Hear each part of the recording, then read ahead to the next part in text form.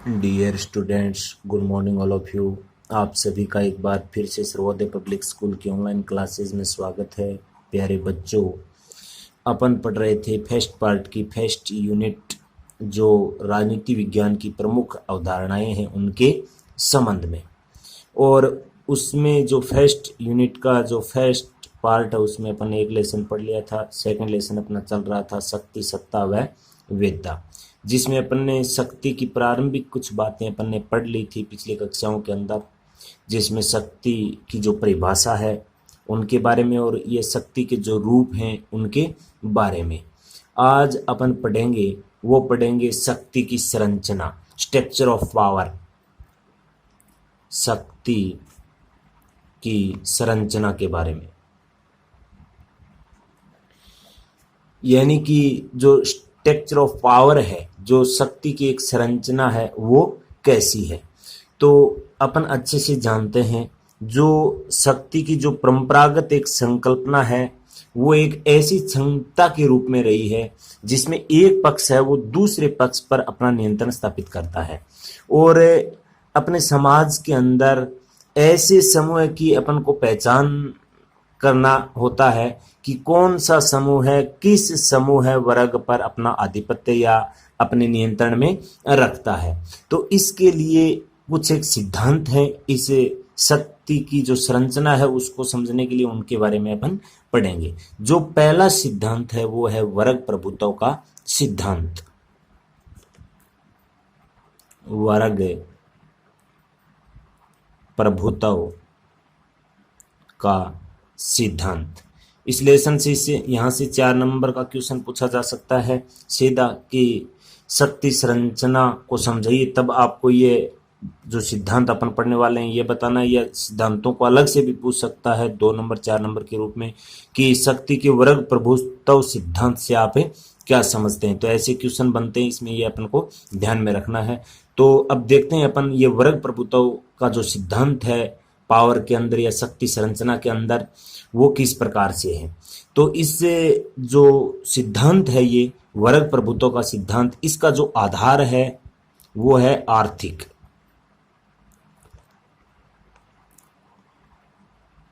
और ये सिद्धांत है ये मार्क्सवाद की देन है। आगे एक लेसन आएगा मार्क्सवाद के संबंध में, उसमें अपन विस्तार से पढ़ेंगे भी। तो मार्क्सवाद के अनुसार संपूर्ण दुनिया है वो आर्थिक आधार पर 2 वर्गों में विभाजित होती है। 2 वर्गों के अंदर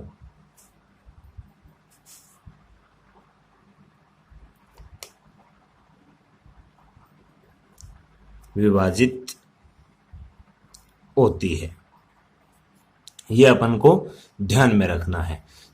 इसमें जो 2 वर्ग होते हैं वो एक तो होता है जो आर्थिक दृष्टि से मजबूत वर्ग होता है जिसको अपन बुर्जुआ वर्ग बोलते हैं। यानी कि आर्थिक आधार से मजबूत वर्ग जिसको मार्क्स ने बुर्जुआ वर्ग कहा था, जिनका संपत्ति पर अधिकार रहता है। और एक था दूसरा पक्ष इसका, ये तो हो गया पहला पक्ष, और ये हो गया दूसरा जो आर्थिक आधार से कमजोर वर्ग या जिसे अपन दुर्बल वर्ग बोलते हैं, वो था जो सर्वहारा वर्ग के नाम से। तो इस आर्थिक आधार पर इन 2 वर्गों के बीच में संघर्ष की बात करता था कार्ल मार्क्स। और इन्हीं के जो विचार थे, कार्ल मार्क्स जो जर्मन का था, जिन्होंने इस प्रकार से पूरी दुनिया को आर्थिक आधार पर 2 भागों में विभाजित किया था। और उनका मानना था कि अब तक का जो इतिहास रहा है वो एक प्रकार से वर्ग संघर्ष का इतिहास रहा है, क्योंकि जितने भी ये प्राचीन समय में युद्ध है और ये सब हुए हैं ये आर्थिक संघर्ष के चलते हुए हैं। और मार्क्स के अनुसार प्रत्येक व्यक्ति जो भी कार्य करता है वो अपनी आर्थिक स्वार्थ की सिद्धि के लिए करता है। आर्थिक स्वार्थ की सिद्धि के लिए प्रत्येक व्यक्ति कार्य करता है। यहाँ पर कार्ल मार्क्स की आलोचना भी हुई थी, क्योंकि इनका कोई तार्किक परिणाम नहीं निकलता है। कार्ल मार्क्स के अनुसार तो जो माता पिता होते हैं वो अपने बच्चों की जो देखभाल करते हैं, उनका लालन पालन करते हैं, वो एक प्रकार से इनके आधार पर अगर अपन देखें तो वो केवल और केवल किस लिए करते हैं, अपने आर्थिक स्वार्थ की सिद्धि के लिए करते हैं। इधर अगर अपन बात करें, जो अपने माता पिता की सेवा करते हैं और करते हैं, वो भी एक प्रकार से अपन इनके हिसाब से देखें तो आर्थिक स्वार्थ की सिद्धि से ही करते हैं। तो इन आधार पर इनकी आलोचना भी की जाती है कि प्रत्येक व्यक्ति जो भी कार्य करता है वो केवल और केवल आर्थिक स्वार्थ की सिद्धि के आधार पर नहीं करता। इस प्रकार से ये जो दृष्टिकोण है वो सही नहीं है, अपूर्ण है और एक पक्षीय नहीं है। इस आधार पर कार्ल मार्क्स की आलोचना भी की जाती थी। बाकी इसके संबंध में अपन पढ़ेंगे कार्ल मार्क्स, उस समय में आपको बताऊंगा। इसके बाद में जो दूसरा सिद्धांत आता है शक्ति संरचना के अंतर्गत, वो आता है विशिष्ट वर्गीय प्रभुत्व सिद्धांत। विशिष्ट वर्गीय सिद्धांत, ये सिद्धांत भी दो भागों में विभाजित करता था। विशिष्ट वर्गीय सिद्धांत है वो ये कहता था कि समाज शक्ति के आधार पर दो भागों में विभाजित है, या अपन कह सकते हैं दो वर्गों में, क्योंकि वर्ग जो विशिष्ट वर्ग सिद्धांत है उसके अंतर्गत जो एक वर्ग होता है जिसके पास पावर होती है वो तो होता है विशिष्ट वर्ग, और एक ऐसा वर्ग होता है जिसके पास कोई पावर नहीं होती। अर्थात अपन कह सकते हैं जिस वर्ग के पास पावर होती है वो जिनके पास शक्ति नहीं है उन पर अपना आधिपत्य स्थापित करते हैं, वो वर्ग हो गया। यानी कि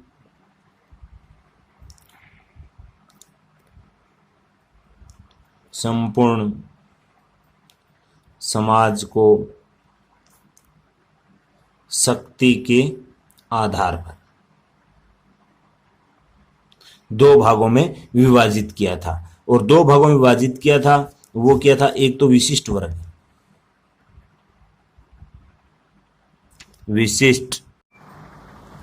विशिष्ट वर्ग के रूप में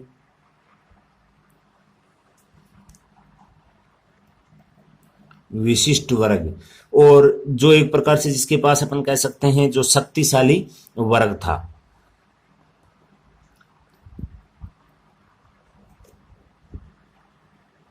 और एक सामान्य वर्ग था। सामान्य वर्ग जिस पर शक्ति प्रयुक्त होती थी,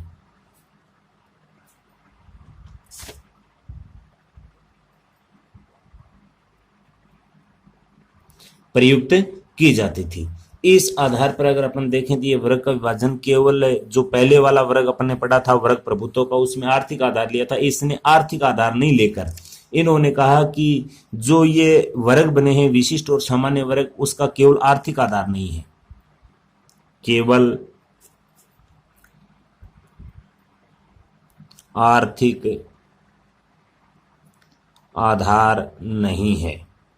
तो कौन सा है, उसके अंतर्गत ये बताया कि इसमें केवल आर्थिक आधार न होकर इसमें संगठन को देखा जाता है, क्षमता को देखी जाती है, व्यक्ति की बुद्धिमती को देखा जाता है, कुशलता को देखा जाता है।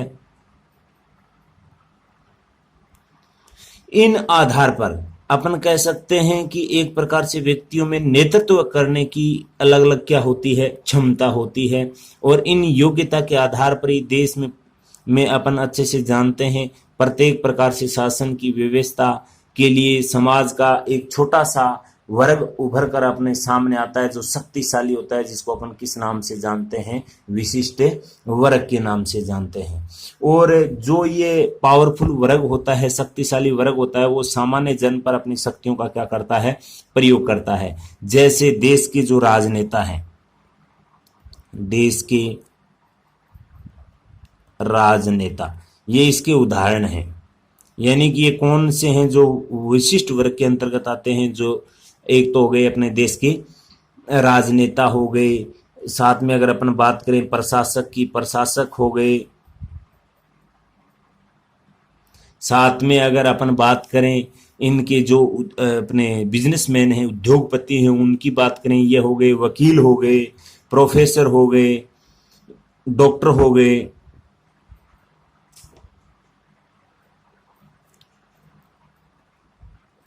ये अनेक प्रकार के ऐसे लोग हैं जो विशिष्ट वर्ग के अंतर्गत आते हैं, जो एक प्रकार से सामान्य जन पर अपनी शक्तियों का प्रयोग करते हैं। और इस संबंध में अगर अपन बात करें तो ये सभी के सभी लोग एक प्रकार से मिलकर सत्ता का संचालन करते हैं, भले ही औपचारिक रूप से किसी दल की सरकार हो।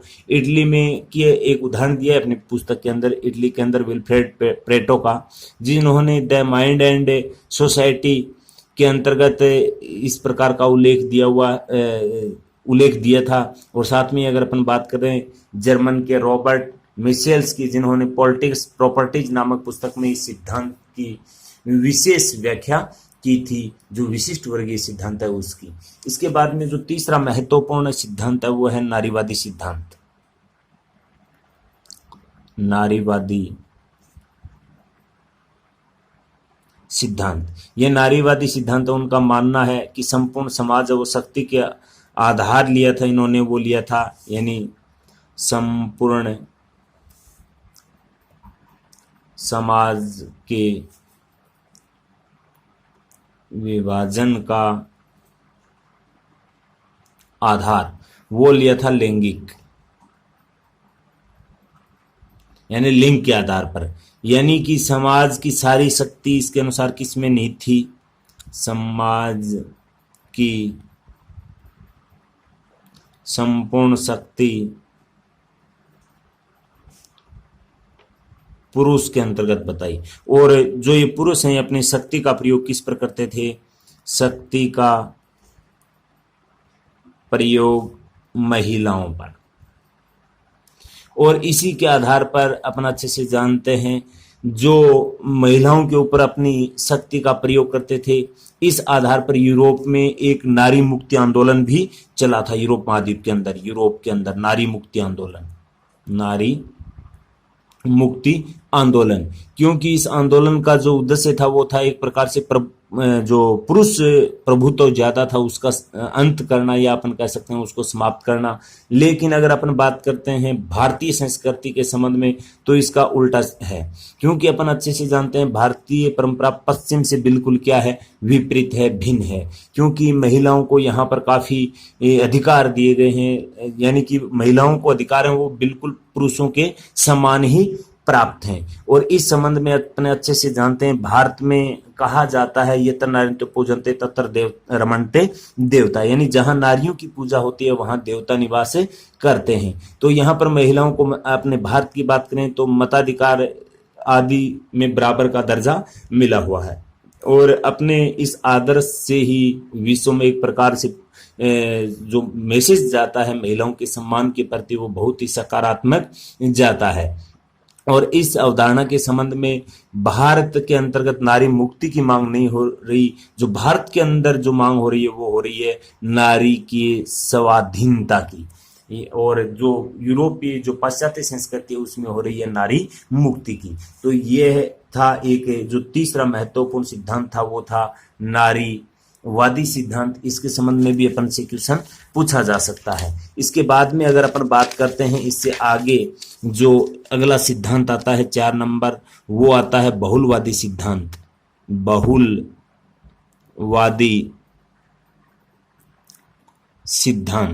बहुलवादी सिद्धांत है वो एक प्रकार से जो अपन ने ये 3 सिद्धांत पढ़े हैं, वर्ग प्रभुत्व का सिद्धांत, विशिष्ट वर्गीय सिद्धांत, नारीवादी सिद्धांत, इससे कुछ अलग है।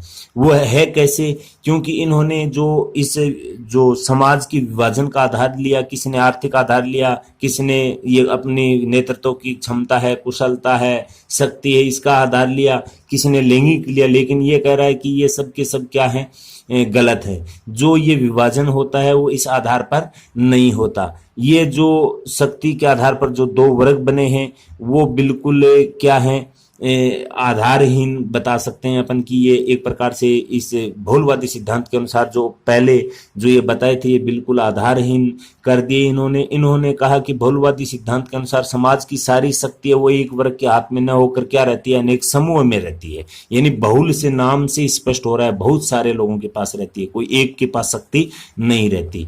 यानी जो शक्ति है वो शक्ति किसी एक वर्ग के पास न रहकर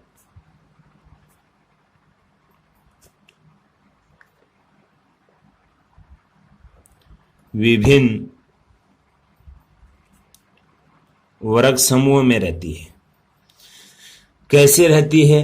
क्योंकि अपन अच्छे से जानते हैं ये भोलवादी सिद्धांत है, ये लोकतांत्रिक व्यवस्था का क्या करता है, समर्थन करता है और ये कहता है कि शक्ति के आधार पर ही समाज में शोषणकारी व्यवस्था नहीं होती है। यह भारतीय अवधारणा है जो शोषण अथवा वर्ग संघर्ष पर आधारित नहीं होकर एक उत्तरदायित्व पर आधारित है, यानी अपना एक कर्तव्य समझते हैं। और इसकी जो मान्यता है वो ये रही है कि शक्ति होने का अर्थ यह नहीं है कि सार्वजनिक हितों पर जो एक प्रकार से अपनी शक्ति का प्रयोग करना होता है, लेकिन इनकी जो मूल मान्यता है वो रही है कि जो शक्तिहीन व्यक्ति है वो शक्ति संपन्न बनकर समृद्ध समाज की क्या करे, स्थापना करे। यानी जो शक्तिहीन व्यक्ति हैं, जो शक्तिहीन व्यक्ति या समूह होता है, शक्तिहीन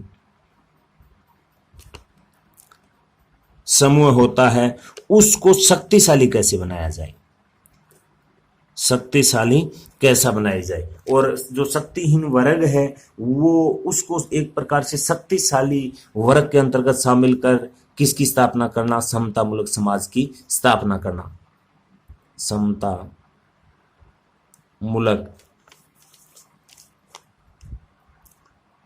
समाज की स्थापना करना, ये इसका मूल उद्देश्य रहता है। तो ये शक्ति संरचना के संबंध में प्रमुख 4 सिद्धांत हैं, ये अपन को ध्यान में रखना है। इसके बाद में ये शक्ति कंप्लीट होता है। इसके बाद में जो अगला टॉपिक आता है इसी लेसन में वो आता है सत्ता, सत्ता अथॉरिटी जिसे अपन बोलते हैं।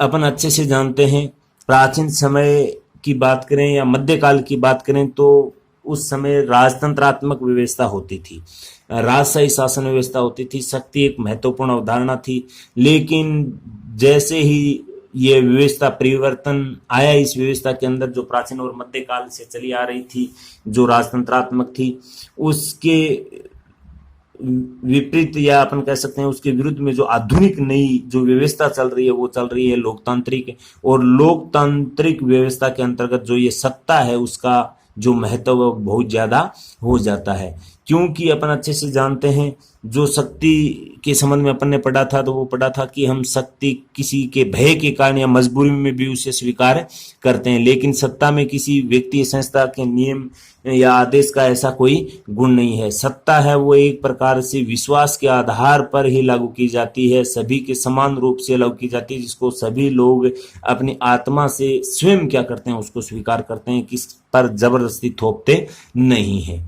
क्योंकि ये जो सत्ता है उसमें एक प्रकार से अपने ऐसे मानते हैं कि जो नियम कानून होता है उसको लोग क्या करते हैं स्वेच्छा से स्वीकार करते हैं या उसके निर्देशों की क्या करते हैं पालना करते हैं। इसके संबंध में एक उदाहरण भी दिया हुआ है अपनी पुस्तक के अंतर्गत, जैसे किसी भी बदमाश के आदेश की अपन पालना करते हैं तो वो एक प्रकार से उसकी शक्ति का प्रयोग हो रहा है, तो वहां अपन अपनी इच्छा के विरुद्ध जाकर मजबूरी में उस बदमाश के आदेश की क्या करना पड़ रहा है, अपने को पालना करना पड़ रहा है। लेकिन एक ऐसा ही उदाहरण एक और है, जैसे चौराहे के ऊपर जो पुलिस यातायात का सिपाही है उसके इशारे पर अपन अगर रुकते हैं तो उसके साथ क्या जुड़ी हुई होती है सत्ता, क्योंकि वहां अपन अपनी स्वेच्छा से अपने हित के लिए उस कार्य को कर रहे हैं, क्योंकि वहां शक्ति का प्रयोग नहीं है, वहां किसका है सत्ता का है, जिसमें विशेष मान्यता होती है। इस तरह शक्ति के साथ जब वेदता जुड़ जाती है तो वो क्या कहलाती है, सत्ता कहलाती है। यानी शक्ति प्लस वेदता ये दोनों जुड़ जाती है तब क्या बनती है सत्ता। वेदता यानी जिसको सभी लोग क्या करें, स्वीकार करें, स्वेच्छा से स्वीकार करें, और शक्ति का जो स्वेच्छा से जो लोग स्वीकार करने लग जाते हैं तो वो क्या है, सत्ता है।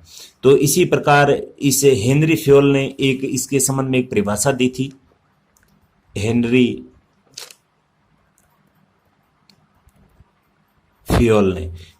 फ्योल के अनुसार सत्ता है, उसके संबंध में बताया था कि सत्ता